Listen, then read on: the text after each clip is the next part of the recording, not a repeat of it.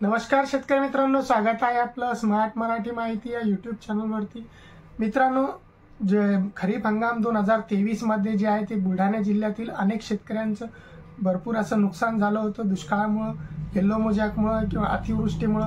परंतु त्यांना कोणत्याही प्रकारचा लाभ हा विमा कंपन्यांकडून देण्यात आलेला नाही किंवा पीक विम्यासाठी देखील जे आहे ते कोणत्याही प्रकारचा विमा त्यांना मिळालेला नाही। अनेक शेतकऱ्यांना यामधून वगळण्यात आलं होतं। अनेक शेतकऱ्यांचे क्लेम देखील रद्द करण्यात आलेलं होतं। बुलढाणा जिल्हा पूर्ण दुष्काळग्रस्त असून देखील, मागासलेला असून देखील फक्त एक तालुक्याचा समावेश जे आहे ते दुष्काळ म्हणजे दुष्काळग्रस्त तालुका म्हणून समावेश करण्यात आलेला होता किंवा एका तालुक्यामध्ये फक्त दुष्काळ जाहीर करण्यात आलं होतं। आणि जो पीक विम्याचा प्रश्न होता तो अजूनपर्यंत प्रलंबित होता। याबाबत लोकप्रतिनिधींनी वेळोवेळी जे आहे ते सरकारकडे निवेदन दिले होते। रविकांत तुपकर साहेब असतील, श्वेताताई महाले असतील, यांनी वेळोवेळी याचा पाठपुरावा केला।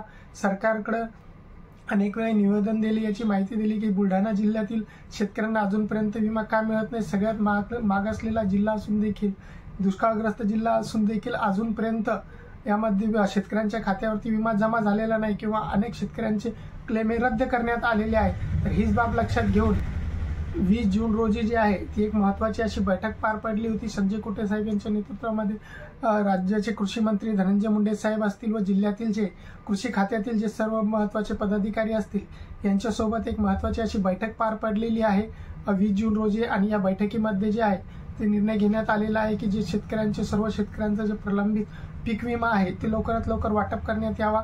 आणि यासाठी या बैठकीमध्ये 118 कोटी रुपयाचा जो आहे तो निधी हा जे शेतकऱ्यांचा जो पीक विमा प्रलंबित आहे त्यासाठी मंजूर करण्यात आलेला आहे। आणि कंपन्याला आदेश देण्यात आलेले आहे की जो 118 कोटी रुपयाचा जो पीक विमा जो निधी आहे, जो पीक विमा आहे जो शेतकऱ्यांचा प्रलंबित आहे, तर या महिन्याच्या अखेरपर्यंत शेतकऱ्यांच्या खात्यामध्ये तो पीक विमा जमा करण्याचं या जी 20 जून रोजी जी मीटिंग झालेली आहे त्या बैठकीमध्ये ठरलेले आहे। आता बघूया आपण केव्हापर्यंत कंपनी जी आहे ते आता हा मंजूर तर केलेला आहे निधी आणि विमा देखील मंजूर केलेला आहे।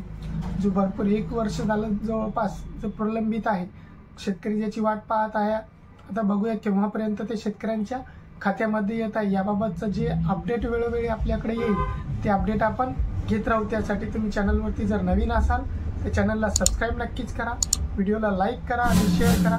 जय हिंद, जय महाराष्ट्र।